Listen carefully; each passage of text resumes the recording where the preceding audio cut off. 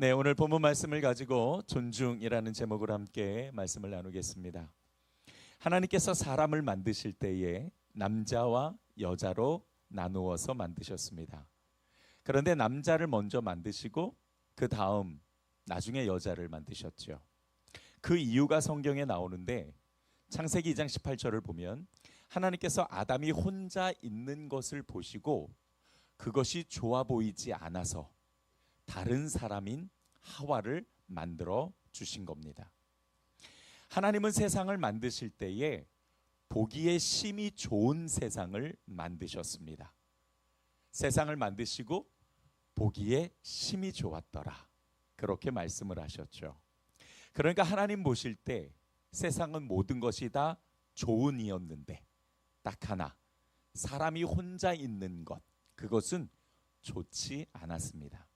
좋지 않았다라는 건 불완전하다라는 거죠. 그래서 돕는 배필로서 여자를 만들어 주셨는데, 이 돕는 배필이라는 말은 남자를 위해 여자를 만드셨다라는 뜻이 아니라 동업자라는 뜻입니다. 무슨 뜻이라고요? 동업자. 성경 원문을 보면 이 돕다라는 뜻이 동업자라는 뜻이고, 여러분 동업자는 50대 50입니다. 그러니까 다시 말해서 50%의 불완전한 존재를 100%의 완전한 존재로 만들기 위해 다른 사람을 만들어 주신 거지요. 사람은 혼자서는 완성될 수 없는 존재다. 하나님께서 우리에게 주시는 메시지입니다. 또 다른 존재의 도움을 통해서 우리는 완성되어 가는 거죠. 하나님이 하와를 만드실 때요, 매우 독특한 과정을 가지셨어요. 아담처럼 땅의 흙을 가지고 먼지를 가지고 하와를 만드신 게 아니라 아담의 갈빗대를 하나 툭 떼서 하와를 만드셨죠. 우리 오늘 여기에 남자 되신 우리 성도님들이 많이 계십니다. 자, 갈빗뼈 한번 확인 좀 해보시죠. 쭈루루루루 뭐가 하나 없나?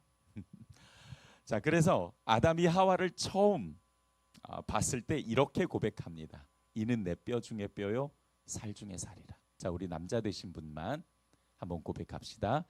저를 따라서 고백해 주세요. 이는 내 뼈 중에 뼈요, 살 중에 살이라. 누가? 하나님께서 허락하신 그 귀한 동역자가, 인생의 동역자가 그렇다는 거죠. 자, 그렇다면 왜 하나님은 땅의 흙으로 하와를 만들지 않으시고 아담의 갈빗대를 하나 취하셔서 만드셨을까요? 아담에게 하와는 어떤 존재냐? 뼈 중에 뼈요, 살 중에 살입니다. 즉 하와는 아담에게 없어서는 안 될 너무 중요한 존재이지요. 가장 가치 있는 존재라는 뜻입니다. 부부관계를 행복하게 만드는 가장 중요한 요소가 있다면 그것은 바로 존중입니다. 존중이라는 말은 나에게 가장 가치 있는 소중한 존재라는 뜻입니다. 가치 있는 소중한 존재, 그게 바로 존중입니다. 부부가 서로의 존재를 가장 높은 가치로, 당신은 내 인생에서 가장 소중한 존재야 라는 그 가치를 높여주고 인정할 때 그 관계가 인격적 관계가 되고 행복한 관계로 만들어져 가는 것입니다. 여러분, 내가 배우자로부터 인격을 무시당하고 존중받지 못한다고 생각해 보세요. 혹은 다른 사람에게 인격을 무시당하고 존중받지 못한다고 생각해 보세요. 그 관계를 계속 유지할 수 있겠습니까? 그럴 수 있는 사람은 없죠. 좋은 관계는 서로 존중할 때에 만들어지는 겁니다. 하나님은 아담과 하와가 서로 존중하며 살기를 원하셨던 거예요. 아니, 아담과 하와뿐만 아니라 모든 사람이 서로 존중하며 살기를 원하신 겁니다. 그래서 다른 사람의 도움을 통해, 다른 사람의 동업 통해서 완성되는 존재가 되기를 바라셨던 거예요. 내 주위에 있는 모든 사람은 하나님이 붙여주신 사람이에요. 50%로 불완전한 나를 완성하기 위해 하나님께서 붙여주신 사람입니다. 모든 관계에는 그래서 존중의 법칙이 적용되어야만 하죠. 그래야 좋은 관계를 맺을 수가 있습니다. 자, 우리 옆에 계신 분에게 여러분 꼭 인정해 주셨으면 좋겠어요. 옆에 계신 분에게 그렇게 고백해 주세요. 당신은 나를 완성시켜주는 존재입니다. 당신은 나를 완성시켜주는 존재입니다. 네, 특별히 교회 안에서의 귀한 교우들은 더욱 그렇죠. 자, 그리고 우리는 사랑과의 관계도 있지만 또 하나 매우 중요한 관계가 있죠.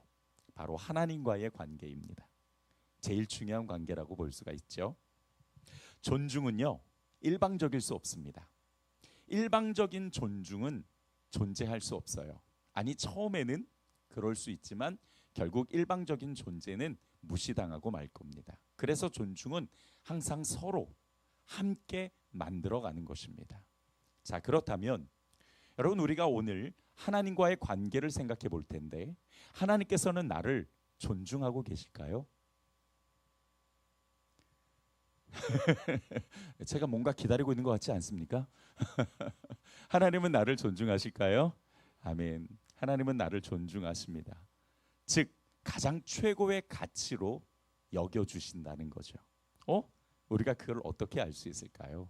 성경은요, 그것을 우리에게 분명하게 증거해주고 있습니다. 로마서 5장 7절로부터 8절을 제가 읽어볼게요. 의인을 위하여 죽는 자가 쉽지 않고 선인을 위하여 용감히 죽는 자가 혹 있거니와 우리가 아직 죄인 되었을 때에 그리스도께서 우리를 위하여 죽으심으로 하나님께서 우리에게 대한 자기의 사랑을 확증하셨느니라. 확증하셨다라는 건 보여주셨다라는 겁니다. 하나님은 하나님의 목숨을 내어주면서까지 우리가 얼마나 소중한 존재인가를 알려주신 거예요. 여러분, 자기 아들의 목숨을 내어줄 정도면 도대체 그 존재가 얼마나 소중해야 가능한 겁니까? 하나님께서 나를 향해 이렇게 말씀하시는 거예요. 딸아, 나의 아들아, 너는 나의 가장 소중한 존재야. 내가 내 아들 예수를 내어주기까지 내가 너를 이만큼 사랑한단다 라고 예수 그리스도를 통해 나에게 그리고 우리에게 말씀해 주신 겁니다. 그러니까 우리는 이미 예수 그리스도를 통해 하나님께 존중받고 있는 거죠. 그뿐만 아니라 여전히 우리의 주인이시고 우리의 공급자이시고 책임자로서 우리의 삶을 지금도 돕고 계시고 또한 복과 은혜를 베풀어 주고 계시죠. 그것 또한 하나님께 존중받고 있다는 귀한 표시이기도 합니다. 자, 조금 전에 존중은 좋은 관계를 유지하는 데 꼭 필요한 거라고 말씀을 드렸어요. 그리고 하나님께서는 예수 그리스도를 통해서 우리가 최고의 존재라는 것을 증명해 주셨죠. 직접 보여주셨죠. 자, 그렇다면 우리도 하나님을 존중해야 합니다. 앞서 말씀드린 것처럼 존중은 좋은 관계를 유지하는데 꼭 필요한 법칙이니까요. 그러면 우리는 하나님을 어떻게 존중해야 될까요? 또 내가 하나님을 존중한다라는 걸 어떻게 보여드릴 수 있을까요? 오늘 본문 말씀을 통해서 하나님을 존중하는 법을 함께 알아보겠습니다. 자, 오늘 본문 말씀을 보면 엘리 제사장이 등장을 해요. 제사장이란 백성들을 대신해서 하나님께 제사 드리는 사람이죠. 즉 하나님과 사람을 연결하는 중보의 역할을 하는 사람입니다. 그런데 오늘 본문을 보면 매우 심각한 문제가 하나 등장해요. 구약의 율법을 보게 되면은요, 제사장은 대대로 그 사명을 자녀들에게 물려주도록 되어 있습니다. 그러니까 아버지가 제사장이면 자녀들도 당연히 제사장으로서의 직무를 감당해야만 하는 거예요. 그런데 이 엘리 제사장의 두 아들은요, 제사장의 역할을 해야 되는데 도무지 제사장이라고 생각하기 어려울 정도로 악행을 저지르고 다닙니다. 오늘 저희들이 27절로부터 30절을 읽었는데 그 이전의 말씀을 보면 그들의 악행이 자세히 기록되어 있는데 정리해 보면 이렇습니다. 하나님께 드린 제물을 마음대로 가져다가 먹어요. 그러면 안 됩니다. 그거는 하나님께서 법으로 정하신 거예요. 근데 하나님을 두려워하지 않아요. 그냥 더군다나 제사장의 몫이 있는데 그 제사장의 몫도 삶은 고기여야 되는데 생으로 가져다 먹어요. 뿐만 아니라 자기가 가져야 될 목 외에도 화목 제물이나 이런 것은 사람들에게 나눠 주어야 되는데 전혀 그렇지를 않는다는 겁니다. 그뿐만 아니라 성전에서 제사장의 일을 돕는 여성들을 함부로 폭행하고 함부로 대하기도 해요. 구약 율법을 보면은요, 자녀들이 부모의 말을 순종하지 않을 경우 아주 단호하게 대처하라고 말씀하세요. 어느 정도의 단호함이냐면 무거운 돌을 가져다가 그 자녀를 돌로 쳐 죽이라고 이야기합니다. 물론 지금으로는 상상할 수도 없지만 그렇게 하나님께서는 자녀 교육에 대해서 굉장히 중요하게 생각하셨던 거죠. 그런데 엘리 제사장의 아들들은 한마디로 개망난이었던 거예요. 왜 이렇게 망나니가 되었을까? 결국 엘리 제사장에게 문제가 있었던 겁니다. 하나님은 이 부분에 대해서 엘리 제사장에게 이렇게 말씀하십니다. 29절을 한번 보세요. 너희는 어찌하여 내가 내 처소에서 명령한 내 제물과 예물을 밟으며 내 아들들을 나보다 더 중히 여겨 내 백성 이스라엘이 드리는 가장 좋은 곳으로 너희들을 살찌게 하느냐. 다시 말하면 이 엘리 제사장은 하나님보다 자식을 더 존중했던 겁니다. 하나님보다 자식을 더 존중했다라는 건 하나님께 드려야 될 영광과 존경을 자식들에게 건네주었다라는 거예요. 이 존중이라는 단어를 하나님과 인간 관계에 개입을 하게 되면 이 존중이라는 단어는 최고의 가치로 그 존재를 여겨주는 것 외에도 영광을 돌린다 또는 존경한다라는 뜻이 담겨 있습니다. 그러니까 이 엘리 제사장은 하나님이 받으셔야 될 영광과 그 존귀함의 자리에 하나님이 아닌 자식들을 올려놓았던 거예요. 자식이 하나님이 되어버린 겁니다. 그것 때문에 하나님은 엘리 제사장에게 이렇게 말씀하십니다. 30절을 한번 보세요. 그러므로 이스라엘의 하나님 나 여호와가 말하노라. 내가 전에 내 집과 내 조상의 집이 내 앞에 영원히 행하리라 하였으나 이제 나 여호와가 말하노니 결단코 그렇게 하지 아니하리라. 거기서부터 우리 함께 읽겠습니다. 시작. 나를 존중히 여기는 자를 내가 존중히 여기고 나를 멸시하는 자를 내가 경멸하리라.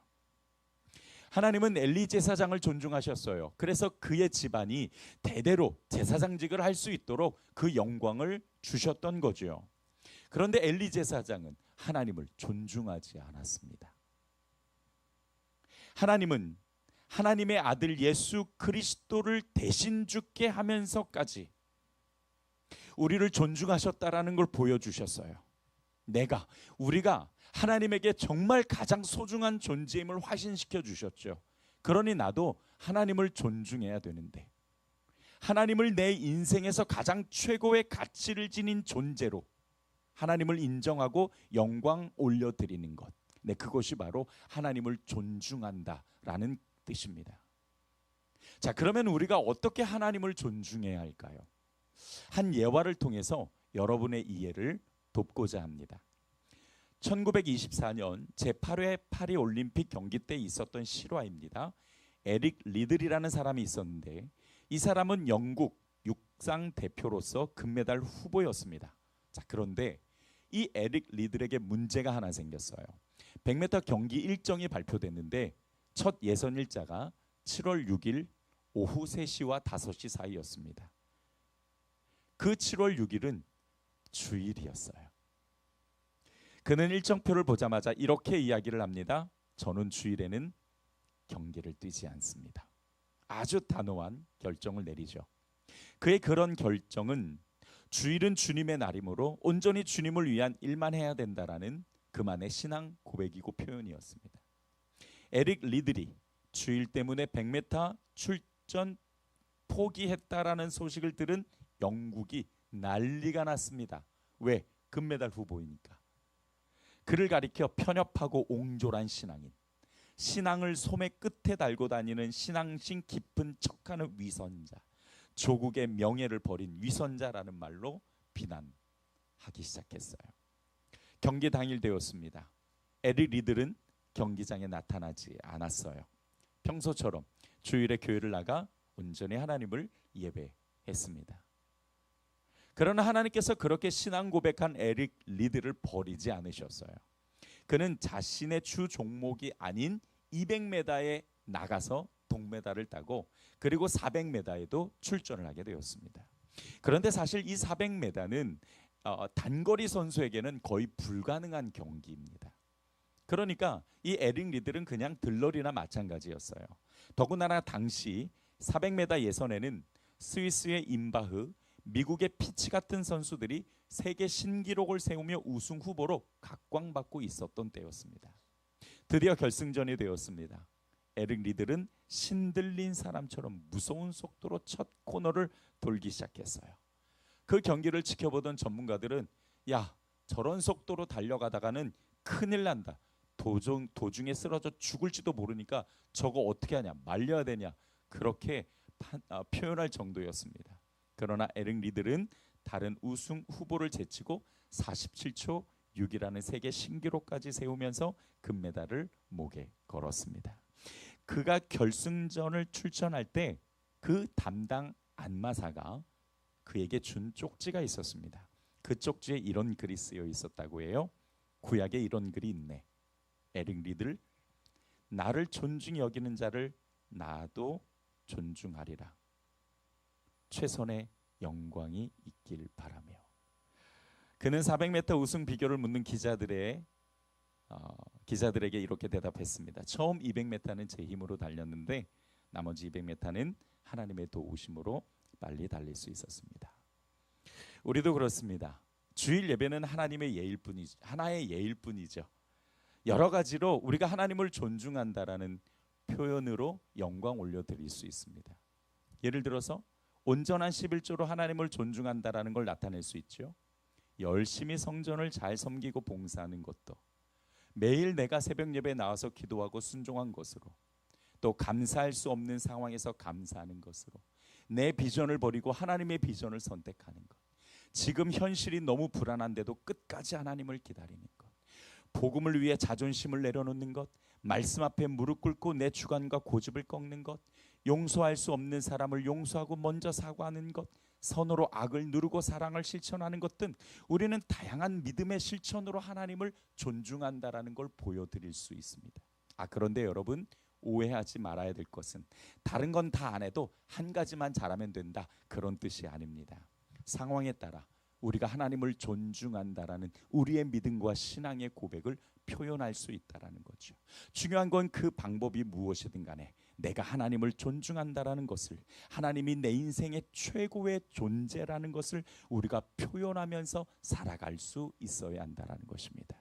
하나님은 우리에게 당신의 독생자 예수 아들을 죽기까지 사랑하셨어요.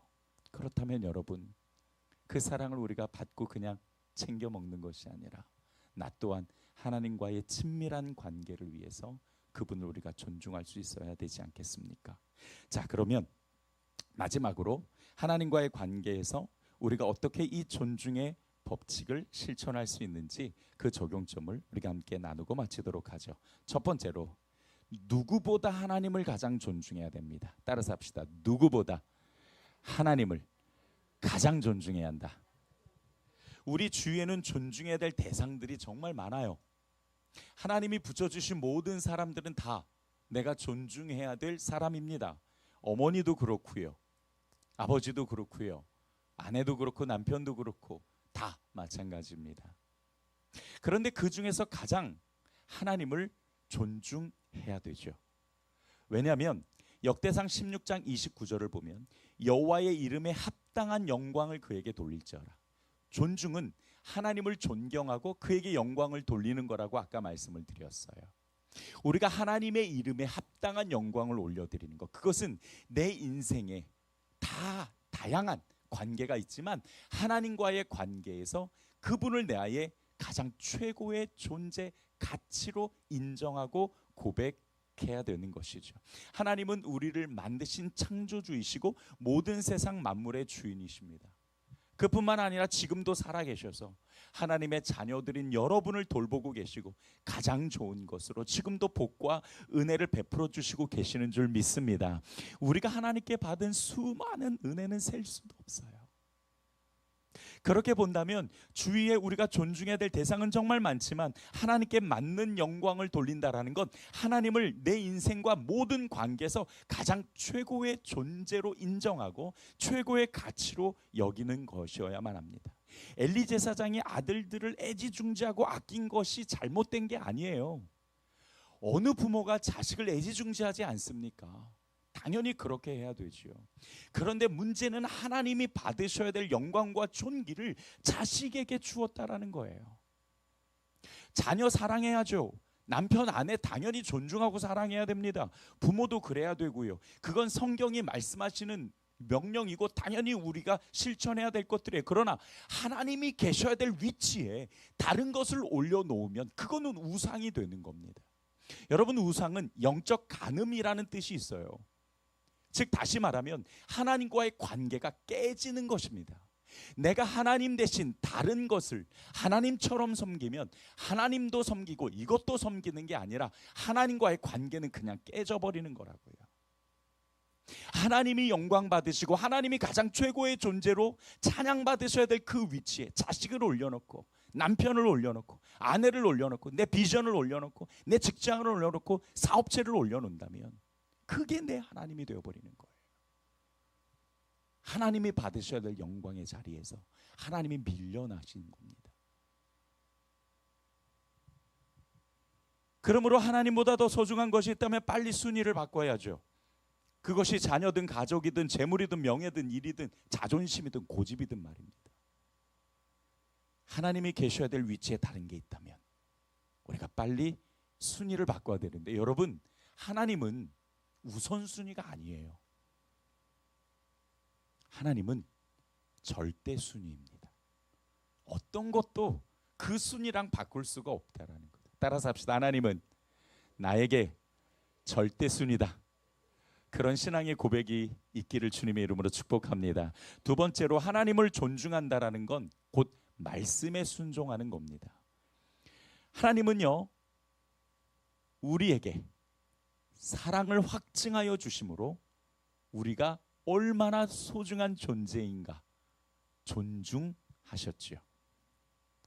우리 또한 하나님을 존중한다면 하나님을 사랑해야 합니다. 그러면 하나님을 사랑한다라는 건 어떻게 해야 될까요? 하나님 안 보이잖아요.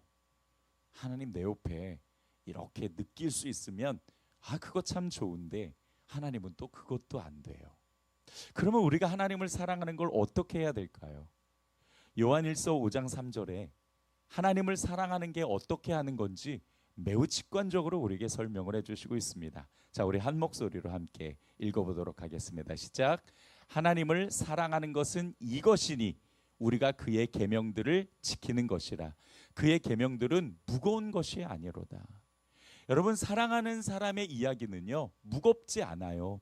오히려 행복하죠. 내가 그 말을 따르고 그 말을 함께 지킬 수 있다라는 게 너무너무 좋은 거예요. 여러분, 혹시 하나님의 말씀이 부담스러우신가요? 혹시 하나님의 말씀을 내가 그거 지킬 수 없을 것 같은데 라고 좀 한계를 스스로 이렇게 그어놓고 싶으신가요? 그러면은요, 말씀이 문제가 아니에요. 내가 지금 하나님을 사랑하고 있는가를 점검해 보셔야 되는 거예요. 사랑하는 사람의 이야기는요, 너무 행복하고 즐거워요. 그러나 사랑하지 않는 사람의 이야기는 진짜 부담스럽죠. 정말 내가 하나님을 사랑한다면 그분의 말씀이 행복하지 않을 리가 없죠. 하나님의 말씀은 무겁지 않아요. 하나님의 말씀은 부담스럽지 않아요. 여러분, 하나님께서 우리에게 주신 말씀이 하나님을 위해서 있습니까? 우리를 위해서 있습니까? 알면서 대답을 하지 않는 것은 그래도 또 우리는 또 양심이 있으니까. 하나님께서 우리에게 말씀을 주신 건 하나님을 위해서 주신 게 아니에요. 우리를 위해서 주신 거예요.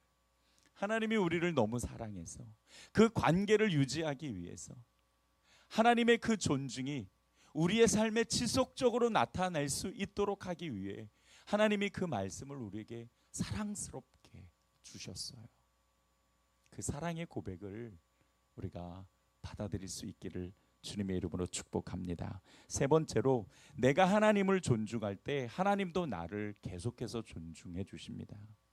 여러분, 우리는 종종 하나님을 더 존중한다라는 것을 고백할 기회를 갖습니다. 예를 들어서 내가 사장님이에요. 주일에 가게 문을 닫는 것으로 나는 하나님을 존중합니다라는 것을 하나님께 보여드릴 수 있고 많은 사람들에게 이야기할 수 있죠. 주일에 문을 열면 더 많은 수입을 낼 수 있습니다. 얼마든지. 그러나 그렇게 하지 않는 것으로 하나님이 나에게 있어서 더 귀한 가치니까. 돈도 가치가 있지만 그거보다 나는 하나님이 더 가치 있어요 라는 것을 표현할 수 있는 것이죠. 그런데요, 우리에게 참 중요하게 우리가 짚고 넘어가야 될 원칙이 하나 있어요. 그것은요, 우리가 하나님과의 관계에서 하나님이 나를 존중하시듯 나도 하나님을 존중하는 게 너무 당연한데 하나님은 이것을 그냥 당연한 것으로만 치부하지 않으신다라는 거. 당연한 것으로 치부하지 않고요, 오히려 우리를 계속해서 존중하셔서 내가 하나님을 존중함으로써 받는 손해가 있으면 하나님이 그 손해까지도 책임져 주시더라는 거죠. 여러분이 중요한 개인적 일이 생겼습니다. 그런데 하나님을 위해서 그것을 취소하고 그것을 하지 않는 것, 그건 역시 하나님을 존중하는 신앙 고백이 될 수 있거든요. 하지만 사람마다 존중의 표현은 다 다를 수 있어요. 제가 이겁니다라고 한 가지를 분명하게 말씀드릴 수 없어요. 그거는 여러분의 믿음의 수준과 또한 여러분의 상황에 따라서 얼마든지 표현 가능한 것이죠. 개인마다 신앙의 차이가 있으니 하나는 이거다 라고 일반화시킬 수는 없습니다. 각자의 믿음과 신앙 양심에 따라 다른 방법으로 표현할 수 있다는 걸 기억해 주세요. 하나님께서도 우리에게 사랑을 확증해 주신 것처럼 우리도 하나님을 존중한다라는 걸 보여드리는 것이 중요하다라는 거예요. 내가 정말 하나님을 존중한다면 그걸 말로만 하는 것이 아니라 내 삶에서 그렇다라는 표현을 우리가 하는 것이 중요하다고요. 하나님도 예수 그리스도를 통해서 보여주셨다면 우리도 우리의 신앙을 통해서 보여드려야 되는 겁니다. 제가 알고 있는 어떤 성도분은요, 다른 게 참 아쉬운 게 많아요. 아쉬운 게 많은데 그분은 11조 하나만큼 완벽하게 드립니다. 어느 정도로 완벽하게 드리냐면 이분은 누가 선물을 해주잖아요. 그러면 그 선물을 인터넷 가격으로 알아보고 거기에 10분의 1을 딱 떼서 하나님 앞에 드립니다. 그래서 내가 한 번은 불렀어요. 김 집사인데, 김 집사 잠깐 와봐. 너는 11조를 이렇게 하냐? 제가 물어봤더니, 목사님 저는 제가 하나님이 저에게 주셨다라는 분명한 은혜를 표현하는 고백입니다. 야, 그러지 말고 금요일에 좀 나오는 건 어때? 제가 그랬더니 막 웃으면서, 목사님 이게 저의 표현이에요. 그래, 그러면 열심히 하라. 그리고서는 제가 그때부터 지켜봤어요. 이분이 어느 날 사업을 시작을 합니다. 갑자기 목사님 저 이제 퇴사하고 사업을 시작할까 합니다. 이 어려운 때에 그걸 망하면 어떡하려고. 괜찮습니다. 기도하고 결정한 겁니다. 그래, 그러면 해보자. 나중에 보는데요, 참 그 어려운 때 하나님께서 그에게 얼마나 많은 것들을 채우시는 게 눈으로 보이는지 몰라요. 좋은 사람을 만나게 하시고 또 사건들을 통해서 그를 이끄시는 섭리를 보여주시는데, 야, 참 놀랍더라고요. 그가 하나님을 존중하니까 하나님도 그를 존중한다라는 걸 그렇게 나타내 보이시더라고요. 우리가 신앙생활을 하다 보면 때로는 하나님께서 우리가 얼마나 하나님을 존중하고 있는가를 보고 싶으신 때가 있으세요. 그래서 테스트를 하실 때가 있어요. 마치 아브라함처럼. 그럴 때 여러분, 큰 결단으로 하나님을 존중한다라는 것을 하나님 앞에 보여드릴 수 있기를 주님의 이름으로 축복합니다.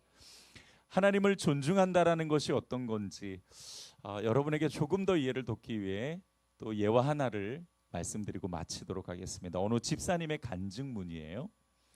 어느 해 4월 내가 근무하던 곳에서의 일이다. 여러 부서에서 취미 활동반이 있었는데 늘 주일에만 모이게 되니 항상 그 대열에 낄 수가 없었다. 그러던 중 몇 번 사내 주최로 산악회 모임이 있었다. 내가 늘 불참하기 때문에 이번만큼은 절대로 빠지면 안 된다라는 이야기를 직간접적으로 많이 듣고 있었다. 나 한 사람 때문에 분위기와 사기가 저하될 수 없다는 것이다. 내가 도저히 주일에는 갈 수 없다고 확실하게 이야기했지만 모두들 어떻게 해서든 그날 하루를 빼앗으려는 심사들이었다. 그의 이런 속사정이 상관에게 알려지게 되었다. 이런 일로 그분이 꼭 설득시키러 오셔야 하겠냐는 차가운 비서의 말이 들렸다. 나는 정말 고민하지 않을 수 없었다. 주일을 한 번만 빠져볼까? 주일을 꼭 범해야 하나? 하는 번민이 계속되면서 소외감까지 느끼던 중 용기를 가졌다. 하루 전날 상관에게 나는 진실하고 정중히 이야기했다. 다른 날 같으면 모르겠는데 내일은 우리 기독교에서 가장 큰 행사로 지키는 부활절이기 때문에 그 하루만은 절대 빠질 수가 없습니다. 그의 부활주일은 한없이 감격스러웠고 그 하루가 지켜졌기에 주님의 축복 속에서 나는 아무런 문제 없이 평안한 날들이 계속되었다.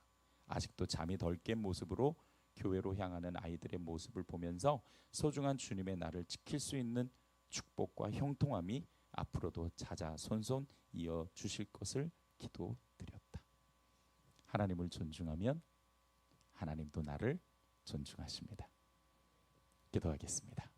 좋으신 아버지 하나님, 하나님께서 나를 얼마나 최고의 가치라고 그렇게 말씀하시고 그렇게 우리들에게 보여주셨는데 우리는 여전히 하나님보다 더 소중한 것이 내 안에 우상적 존재로 자리 잡고 하나님을 최고의 존재로 여기기보다는 다른 것을 바라볼 때도 있었습니다.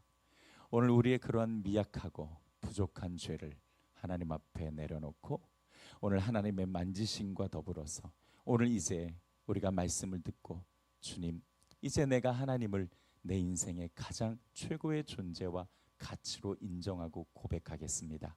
오늘 이 결단이 우리 귀한 성도들에게 있을 수 있도록 역사하여 주시옵소서. 예수님의 이름으로 기도드렸습니다.